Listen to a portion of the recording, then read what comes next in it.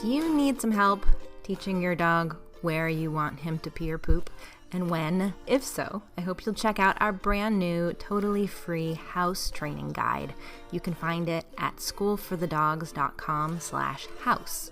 It's filled with lots of really good tips on how to train a dog to potty in the right spot, but it also is going to explain to you how to teach your dog to do it on cue. So go check it out. schoolforthedogs.com/house.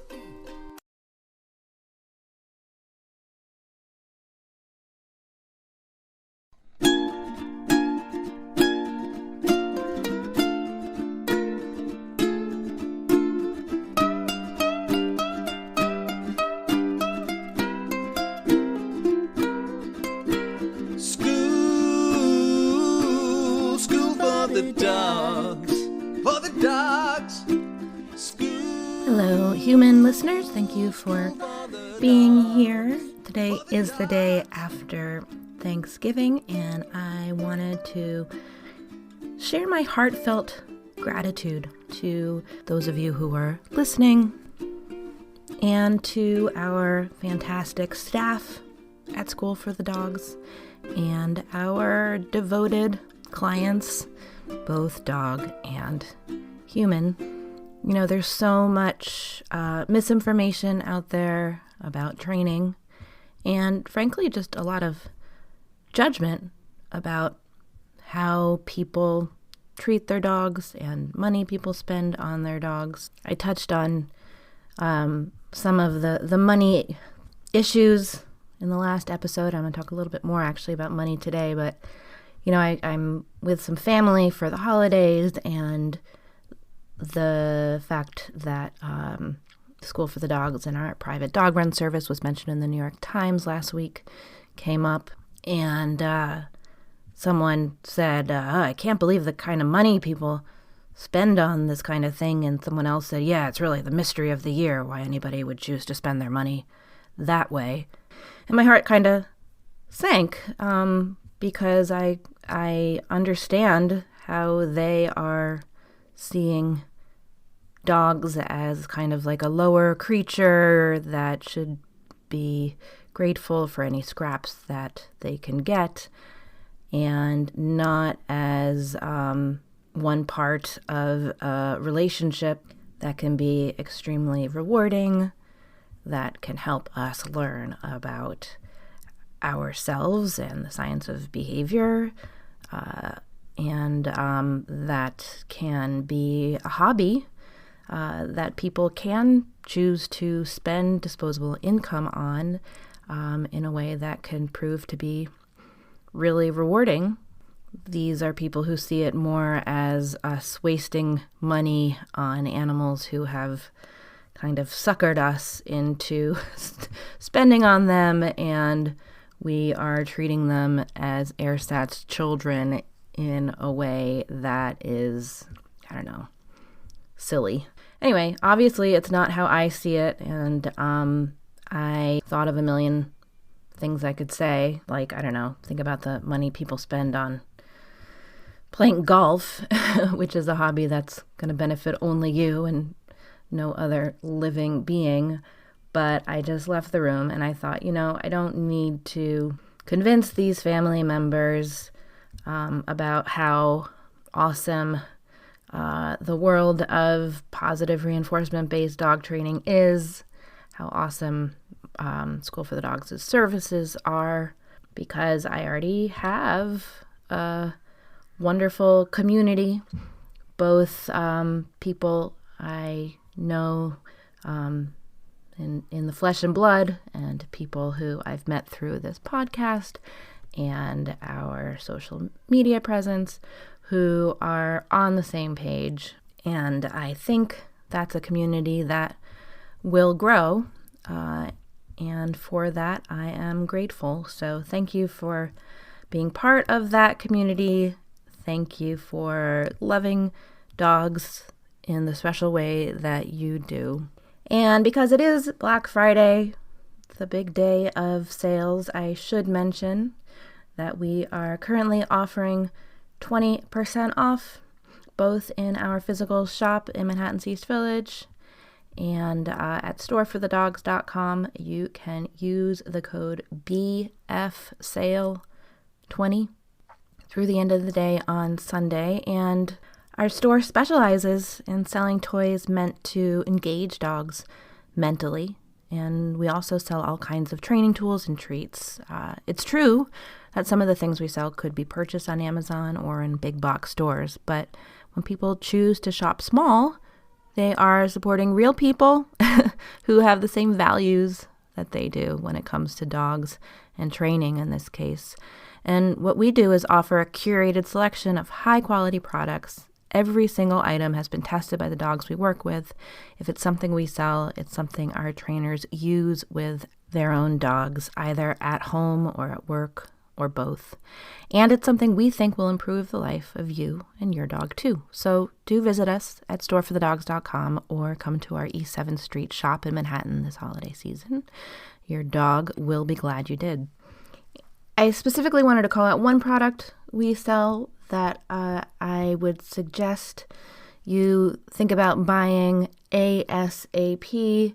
It's a product I have mentioned many times on this podcast because I love it so much. It is the Revol crate by the company Diggs. I truly think it is the best dog crate on the market for so many reasons, but the reason why I think you should buy it now is not only because of the sale, but also because Diggs, the company that makes it, just announced that next week they are going to be raising the price of the crate, the small and medium version of the crate, by $150 per crate, which is a pretty huge price raise. It means it's going to cost almost 50% more than it currently costs. So the next few days, it's the last time you will be able to get it at its current price. Plus, you can get 20% off. Plus, we are the only shop that ships these crates internationally. If you are in Canada, the shipping cost should populate as soon as you get to the checkout page at storeforthedogs.com. If you are in another country outside the USA, you might need to email us for shipping costs. You can reach us at shop@schoolforthedogs.com. The last thing I wanted to mention about the online store is that through the end of the year, I would like to make a special offer just for podcast listeners, which is 50% off of all of our OnDemand courses. These can be found at schoolforthedogs.com/courses. That will bring you to the shop page. The Good Dog Training course is kind of our flagship course. It's about 2.5 hours of mostly me talking, sort of about dog training in a big picture sort of way.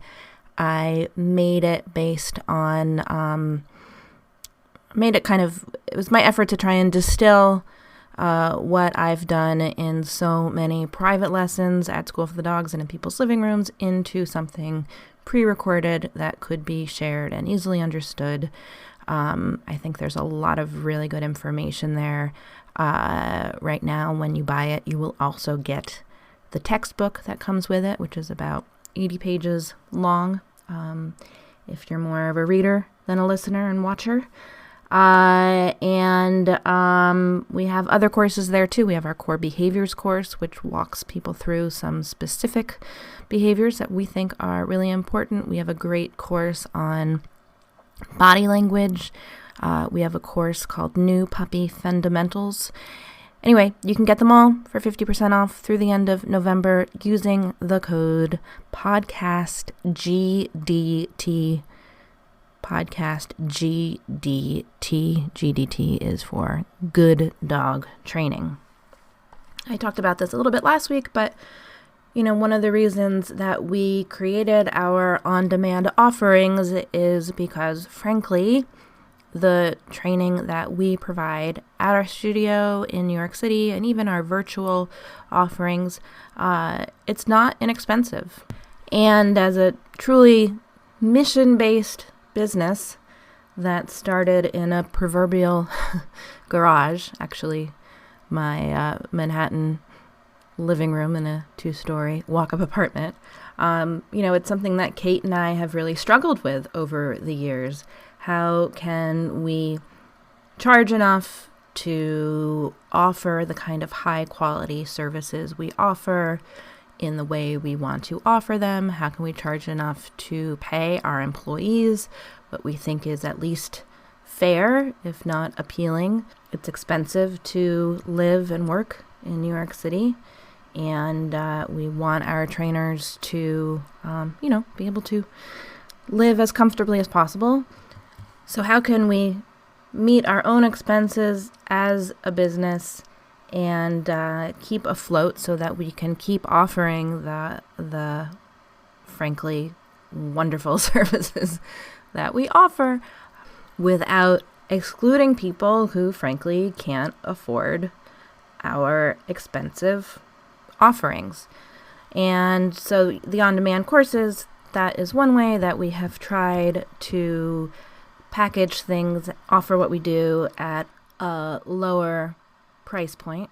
This podcast is also a way that we kind of try and offer things up just completely for free to people who are interested in what we're doing, but maybe can't afford to come to us for private training or classes, etc.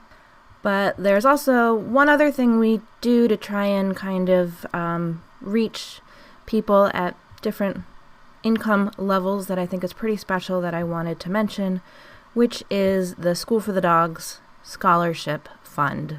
We started the School for the Dogs Scholarship Fund in 2018 because we had some clients who said, I have had such an amazing experience working with you, with my dog, and I want to pay it forward. How can I help other people who maybe would not otherwise be able to afford to train with you? We specifically wanted to figure out how we could help people with rescue dogs, since one of the big reasons people return rescue dogs to shelters is because of behavioral issues, and those are issues that very often can be solved or at least managed with the guidance of a certified trainer.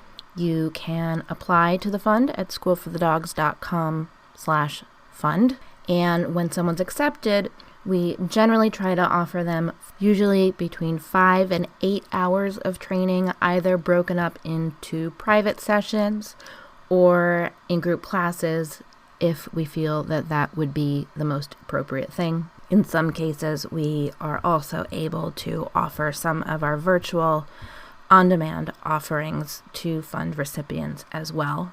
We offer these services at cost, and those costs are paid completely through the fund so that the fund recipient pays nothing out of pocket.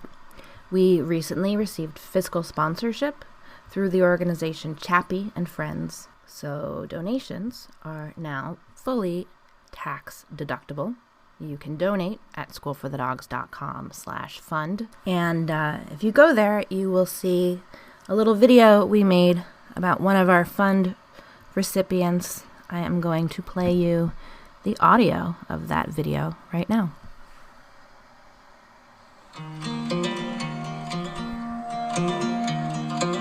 We live in New York, and every day we deal with a stressful environment, and dogs deal with that same exact environment totally differently. I don't think we thought about that before. This is Ollie. When we got her, she was definitely a little crazy. Since then, it's been a slow but meticulous process of getting her adjusted to New York, to our apartment, to people, and other dogs. She has a lot of fears. We were her foster parents first, and when we first started fostering her, I think she was still in her adjusting phase, where she basically never barked, just slept all day. Then during week 2, she kind of woke up from this and was aggressive. She would growl at people, she would try to bite us, she would even try to bite if you just tried to put the leash on her collar. She would bark at cars, people going on by bikes. She had intense separation anxiety and would bark for like 8 or 9 hours if we were gone and just be scratching at the door the whole time. We were just confused. Why is this happening? We just didn't know the why behind all of these things. We just kind of felt like a little lost, not really knowing what our next steps were. We got to being at our peak overwhelmed phase, and we started looking at different training schools in the city. And we were a little taken aback just looking at all the prices of the schools. But then we found School for the Dogs and saw that they had a scholarship fund. We applied and started working with Anna. Even just the first session was so educational. I was taking copious amounts of notes because I knew absolutely nothing about how dogs think. We had been treating her as though she was just like a human in a dog body.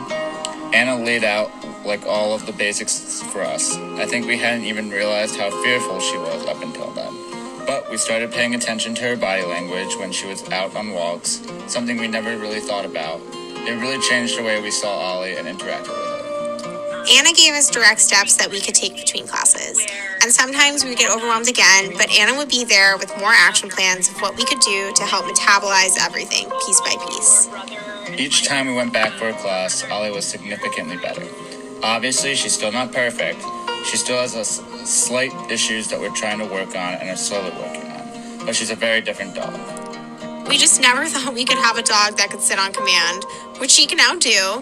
And even though that seems like a really small thing, it's just the knowing that even though she's 8 years old, we can still continue to train her and give her skills that will make both of our lives easier. Our communication with her is very different because we now actually have an understanding of what she's trying to tell us, as opposed to just guessing.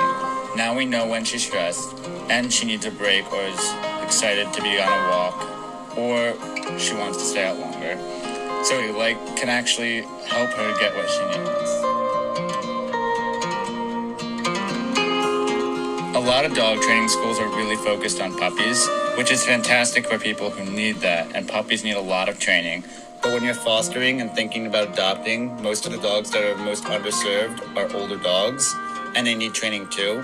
For us, I think if people knew that it's possible to get affordable training in New York for these older senior dogs, the idea of adopting a senior wouldn't be so overwhelming.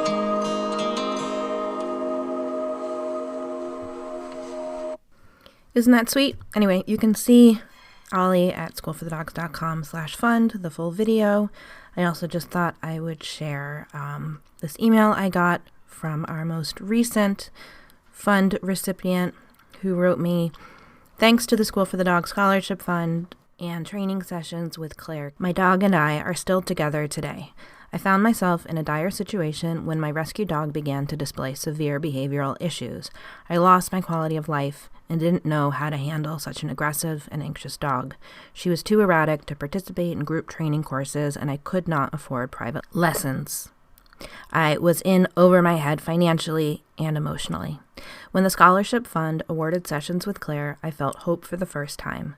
With Claire's expertise on behavioral issues, I knew I could survive and my dog had a chance. It breaks my heart to think my pup and I may not be together today, but for School for the Dogs and its scholarship fund. Thank you for giving us both a chance and for Claire's transformative sessions."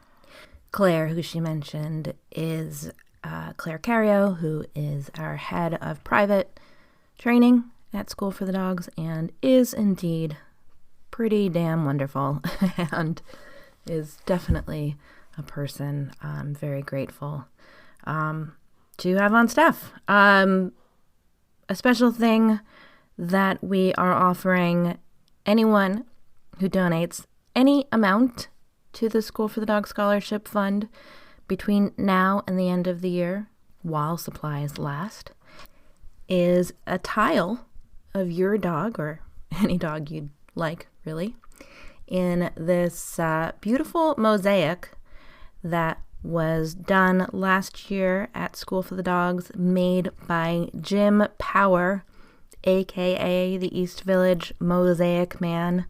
If you have ever been to the East Village, you might know or might have seen the lampposts all around that are full of mosaics. It's called the Mosaic Trail.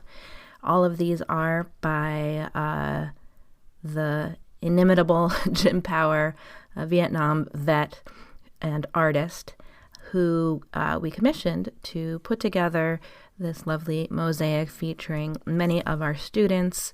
It is located in a sort of recessed area above the stairs in the back room at School for the Dogs on East 7th Street. Anyway, the mosaic was put up last year, but there ended up being more spots for 2-inch by 2-inch tiles than we anticipated, which is a good thing, because that is why we are gifting a spot in this mosaic to anyone who donates to the fund between now and the end of the year at any level.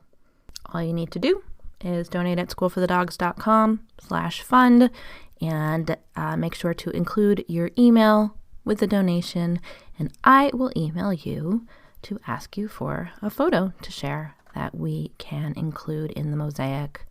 I am going to include a link to a photo of the current mosaic in the show notes. I'm going to leave it there today, and thought I would sign off, though, with a poem written and read by the wonderful late actor Jimmy Stewart about his late dog, Bo. He read this on the Johnny Carson show 40 years ago, and thought I would share this as this month marks 1 year since I lost my wonderful dog, Amos. I think about him every day. I feel gratitude for all the time we spent together, and I miss him terribly, and I always will. So if you have loved and lost a dog, this poem is for you. Happy Thanksgiving. Now, the title of it is Bo. That's the name of the dog. He never came to me when I would call unless I had a tennis ball, or he felt like it. But mostly he didn't come at all. When he was young, he never learned to heel or sit or stay. He did things his way. Discipline was not his bag, but when you were with him, things sure didn't drag. He'd dig up a rose bush just to spite me, and when I'd grab him, he'd turn and bite me. He bit lots of folks from day to day. The delivery boy was his favorite prey. The gas man wouldn't read our meter. He said we owned a real man-eater. He set the house on fire, but the story's long to tell. Suffice to say that he survived and the house survived as well. And on evening walks, and Gloria took him, he was always first out the door. The old one and I brought up the rear because our bones were sore. And he'd charge up the street with Mom hanging on. What a beautiful pair they were. And if it was still light and the tourists were out, they created a bit of a stir. But every once in a while, he'd stop in his tracks and with a frown on his face, look around. It was just to make sure that the old one was there to follow him where he was bound. We're early to bedders in our house. I guess I'm the first to retire. And as I'd leave the room, he'd look at me and get up from his place by the fire. He knew where the tennis balls were upstairs, and I'd give him one for a while, and he'd push it under the bed with his nose, and I'd dig it out with a smile. But before very long, he'd tire of the ball, and he'd be asleep in his corner in no time at all. And there were nights when I'd feel him climb upon our bed and lie between us, and I'd pat his head. And there were nights when I'd feel this stare, and I'd wake up and he'd be sitting there, and I'd reach out to stroke his hair, and sometimes I'd feel him sigh, and I think I know the reason why. He'd wake up at night and he would have this fear of the dark, of life, of lots of things, and he'd be glad to have me near. And now he's dead. And there are nights When I think I feel him climb upon her bed and lie between us, and I pat his head, and there are nights when I think I feel that stare, and I reach out my hand to stroke his hair, and he's not there. Oh, how I wish that wasn't so. I'll always love a dog named Bo.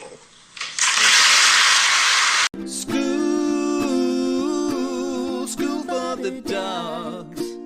Thank you so much for listening, and special thanks to Bill and Lizzie of Toast Garden for the amazing theme song. You can find Toast Garden at youtube.com/toastgarden. If you enjoyed this episode, please make sure to subscribe to the podcast and leave a review on iTunes. You can also support us by shopping at storeforthedogs.com, and you can learn more about us at schoolforthedogs.com. You can also connect with other listeners by downloading our brand new app. Just visit schoolforthedogs.com/community.